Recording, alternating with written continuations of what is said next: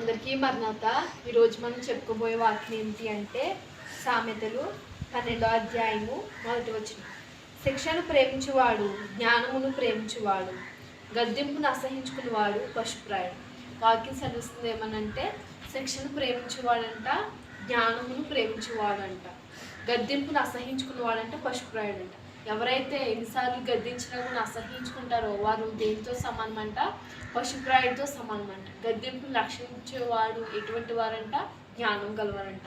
ఎవరైనా మనం మంచి దారిలో వెళ్ళకపోతే, ఇలా మంచి దారిలో వెళ్ళు అని చెప్పినట్లయితే మనం వారి మాట వినకపోతే మనం ఏమవుతామంటే పశుప్రాయుడితో సమానం అంట. కాబట్టి ఎవరైనా మనకు మంచి చెప్పినప్పుడు మంచి దారిలో వెళ్ళాలి, అలా చెడు మార్గంలో వెళ్ళకూడదని చెప్పినప్పుడు ఆ మాట వినొచ్చు మనం ఏమవుతామంట?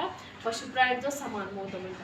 అలాగే సామెతలు 15వ అధ్యాయము 10వ వచనంలో మనకి ఏం కనబడుతుందంటే మార్గం విడిచిన వారికి కఠిన శిక్ష కలుగును, గద్దింపును ద్వేషించేవారు మరణం నుండి. మొట్టమొదటిగా గద్దింపును అసహించుకునేవాడు పశుప్రాయుడు. మార్గం విడిచిన వారికి కఠిన శిక్ష కలుగును అంటే మంచి మార్గం విడిచి చెడు మార్గంలో వెళ్ళే వారికి ఏమవుతుందంట? కఠిన శిక్ష కలుగుతుందంట. అలాగే గద్దింపును ద్వేషించేవారు మరణం పొందుతారంట. గద్దింపును ద్వేషించే వారు ఏమవుతారంట? మంచి మార్గంలో వెళ్ళాలి, ఆ మార్గంలో వెళ్ళొద్దని ఎన్ని మార్లు చెప్పినా కూడా వినని వారు ఏమవుతారంట? మరణం పొందుతారంట.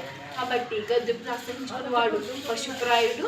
మార్గం విడిచిన వారికి కఠిన శిక్ష కలుగుతుంది, మంచి మార్గం విడిచిన వారికి కఠిన శిక్ష కలుగుతుంది. అలాగే ఆ గద్దింపును అసహించుకున్న వారు ఏమవుతారంటే పశుప్రాయుడు. అలాగే గద్దింపును ద్వేషించే వారు కూడా ద్వేషించే వారు మరణం పొందుతారంట. కాబట్టి మనం ఎవరు గద్దించినా కానీ మనం మాట వినాలి, గద్దింపు లక్ష్య పెట్టాలి. ఆ లక్ష్య పెట్టనుంచో మనం ఏమవుతామంట? మరణం అవుతాం. అలాగే సామెతలు 29 వచనంలో మనం చూసినట్లయితే ఎన్నిసార్లు గద్దించినా లోబడిన వాడు మరి తిరుగు లేకుండా హఠాత్తుగా నాశనం అవుతున్నాడు. చాలామంది మనం గద్దిస్తారు, మంచి మార్గంలో వెళ్ళాలి, ఆ మార్గంలో వెళ్ళొద్దు అని ఎన్ని మార్లు చెప్పినా కూడా మనం వినకపోతే మనం ఏమవుతామంటే మరణం అవుతాం. ఎన్ని మార్లు గద్దించిన వినని వాడు హఠాత్తుగా మరణం అవుతున్నాడు. కాబట్టి మనం ఎప్పుడు కూడా ఎవరు గద్దించినా కానీ మనం మాట వినాలి. మాట విననిచో మనం ఏమవుతామంటే మరణం అవుతాం. ఎన్ని మార్లు గద్దించినా వినని వారు హఠాత్తుగా మరణం అవుతారండి. సడన్గా మరణం వచ్చేస్తుందంట ఎన్ని మార్లు గద్దించిన వినని వారికి.